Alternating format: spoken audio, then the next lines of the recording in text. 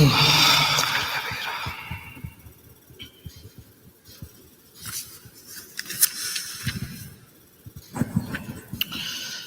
عليكم ورحمة الله وبركاته.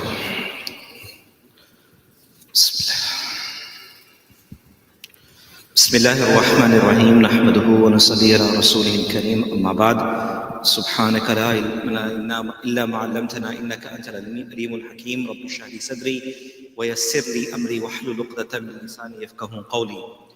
قال الله سبحانه وتعالى في القرآن المجيد والفرقان الحميد بعد أعوذ بالله من الشيطان الرجيم بسم الله الرحمن الرحيم ولا تستوي الحسنة ولا السيئة ادفع بالتي هي أحسن فإذا الذي بينك وبينه عداوة كأنه ولي حميم. Respected brothers and elders, mothers and sisters in Islam, we ask Allah subhanahu wa ta'ala to keep us in the company of the righteous in this world. May Allah subhanahu wa ta'ala raise us amongst the righteous on the day of Qiyamah. May Allah subhanahu wa ta'ala fill our lives with mercy and rahmah, as all of us are in the need of the rahmah and the mercy of Allah subhanahu wa ta'ala. Today is our 24th day of fasting, and we ask Allah subhanahu wa ta'ala to accept it from us, allow us to benefit from the remaining few days and few moments that we have, and truly allow us to spend this time in a way that Allah subhanahu wa ta'ala could be pleased with us. This is the 24th sifat, the 24th juz of the Quran. The surah itself is known as Surah Fussilat, which is the 41st surah in the order of recitation, and the ayat number is verse number 34. In this very ayat of the Quran, we hear amongst many things, one point is with regards to the akhlaq, the manners and the characteristics of the Prophet ﷺ. And the Quran says, وَلَا تَسْتَوِي الْحَسَنَةُ وَلَا السَّيِّئَةُ. The word tastawa, the word istawa, yastafi itself refers to something being equal. And that's why the middle of the day in the Arabic language itself is known as istiwa. So when we are making Zuhr Salah, we cannot make it at a time exactly when the sun is in the middle, which is known as the time of zawal, right? For many that know. So as soon as the sun begins to move from right in the middle of the day towards the sunset, even for a slight moments, that's where the time of Dhuhr actually ends. So when we talk about the word wala tastawi, the word tastawi refers to something being equal, right? Two things when you're comparing them. So the Quran says wala tastawi al-hasanatu wala sayyi'ah. Good and evil can never be the same. The Quran gives us a pure foundations and guidelines that haqq and batil, truth and false, right and wrong can never be equal. That's how the Quran actually begins, as a basis and foundation. And then the Quran further continues and says, idfa billati hiya ahsan. And then the Quran says, idfa.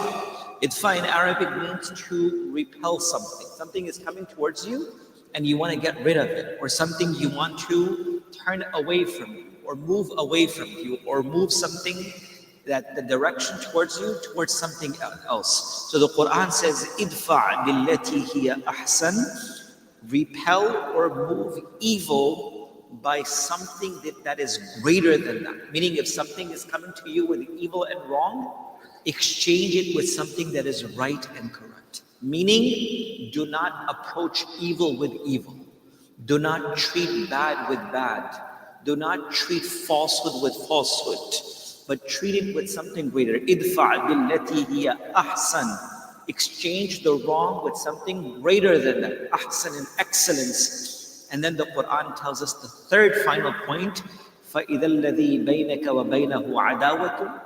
And if there was a case in which between you and someone else was some sort of enmity and hatred or dislike, Allah subhanahu wa ta'ala through this action will make them waliyun hamim, your closest companion and friend. Meaning, when you have good akhlaq and manners and you change evil with right, then those that were against you, Allah will make them the closest towards you. Through them, Allah subhanahu wa ta'ala will make them your devoted friends. Few very important things to actually take from this very hadith of Rasulullah sallallahu alaihi wasallam Though this ayat of the Quran, though there is no particular shani nazul or reason of revelation related to this very ayat of the Quran, ulama have mentioned that this particular ayat of the Quran reminds us to remain patient when it comes to our mannerism and our dealing, to respond with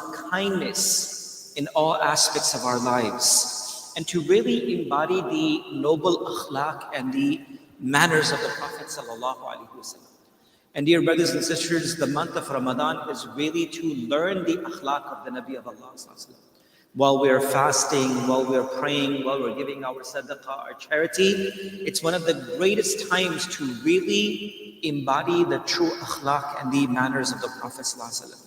And this particular verse of the Quran really reminds us that we must maintain moral excellence, ihsan in our dealings. When it comes to our dealings, the Quran says, idfa billati hiya ahsan, that we should always create excellence in our behavior. Right? Rasulullah ﷺ's akhlaq was the greatest that was sent. Right? وَمَا خَلَقْ, the ayat of the Quran says, we have not, وَمَا أَرْسَلْنَاكَ إِلَّا رَحْمَةً لِلْعَالَمِينَ, as he was sent as the mercy for the humanity.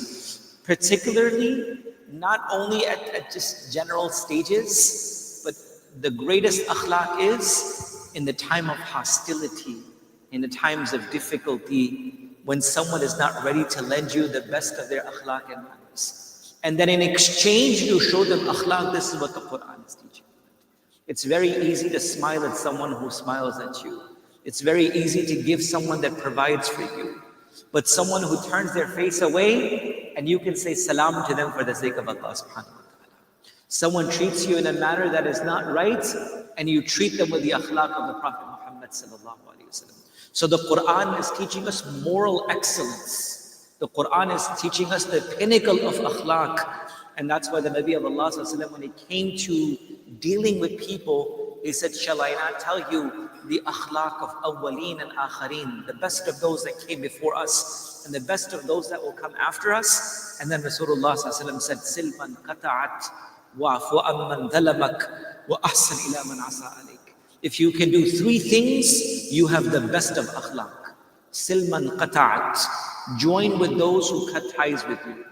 Wa'fu amman dhalamak, forgive those who do dhulm upon you. Wa ahsan ila man asa alayk, and treat with excellence with those that may not treat you in the best of the manners. And we find this again and again from the seerah of Rasulullah ﷺ, and particularly this ayat of the Quran embodies few things in Islam. And I'll quickly mention 2 or 3 things, I'll finish. So the Quran says, لا تستوي الحسنة ولا السيئة.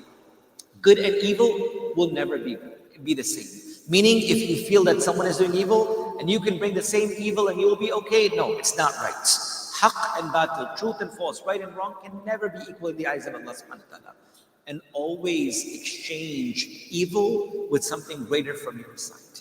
You should always approach situation with ihsan and excellence. And if you do this, even though it may feel at that moment that you are weaker or whatever it is, the Quran says, فَإِذَا الَّذِي بَيْنَكَ وَبَيْنَهُ عَدَاوَةٌ, if there is some animosity between you or someone else, because of your manners and your akhlaq, Allah subhanahu wa ta'ala will make them the most devoted friend of yours. Allah will change their halat. Allah will change the condition of their hearts, and Allah will make them in a way that will become beneficial for you.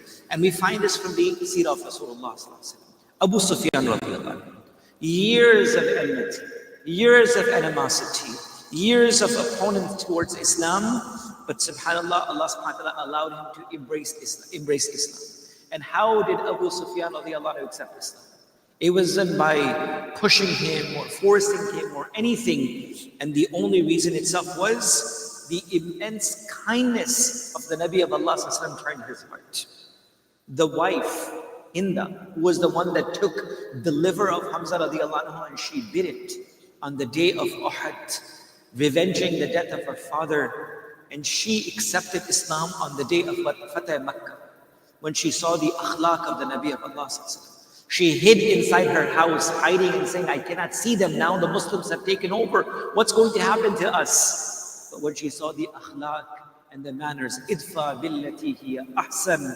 And when she saw something from the Muslims that she would have never expected, she came out and she says, I want to accept Islam.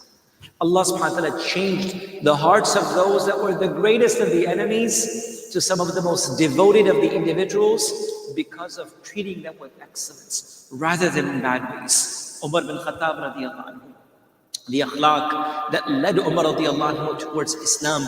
And again, the people of Ta'if, Rasulullah was asked to curse the people of Ta'if. He was asked to curse the people of Uhud, the Quraysh. Itfa billati hiya ahsan. Oh Allah, if they not, oh Allah, maybe their generations will accept Islam. Oh Allah, maybe their families will accept Islam. So always Rasulullah matched, whenever they came as evil, he matched with the greatest of excellence. وَلَا تَسْتَوِي الْحَسَنَةُ وَلَا السَّيِّئَةُ. That evil and good can never ever be the same. So few things to take away from this very ayat of the Quran. Respond with goodness. Of course, that does not mean that you should always be pushed to the side and you can always be treated in a bad manner. No, that's not it. But if there's an opportunity and a room for forgiveness, respond with kindness. This ayat of the Quran teaches us. Number two, the ayat of the Quran is reminding us that you can win the hearts of people with akhlaq. Character and akhlaq is one of the most beautiful things. The Nabi of Allah ﷺ in one hadith mentioned at that very time when there was buying and selling of slaves, he said, you buy people with money, why don't you do this with akhlaq?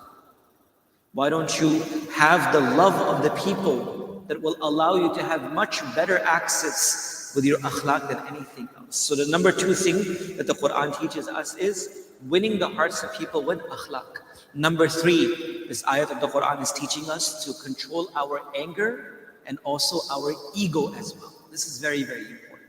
Sometimes it's the anger or the ego, as they say, ana ka mastat, ana, like not, like me, like how can I do this? So the Quran is telling us to control your anger and also your ego when it comes to dealing with others as well. And of course, trust Allah's wisdom. That when you do something for Allah subhanahu wa ta'ala, Allah subhanahu wa ta'ala will never waste your a'mal, that you did it for Him. And of course, try to particularly practice these things into our life. So again, this is the 24th juz, 24th sipara, because today is our 24th fast. This surah is surah number 41, which is known as Surah Fussilat. And verse number 34, where Allah subhanahu wa ta'ala makes and reminds us of the beautiful akhlaq and the manners of the Nabi of Allah by reminding us, وَلَا تَسْتَوِي الْحَسَنَةُ وَلَا السَّيِّئَةُ. That evil and hasan are wrong, and good can never be equal and the same. إِدْفَعْ بِالَّتِي هِيَ أَحْسَنُ. Repel evil, the wrong, by the deeds which is better. And what will Allah subhanahu wa ta'ala do? Thereupon to whom between you and him is an enmity or animosity, Allah subhanahu wa ta'ala through these actions will change them into devoted friends. May Allah subhanahu wa ta'ala give us the ability to practice whatever good has been shared and to live our life according to the Quran and the Sunnah of Rasulullah sallallahu alaihi wasallam. Jazakumullah. Subhanallah.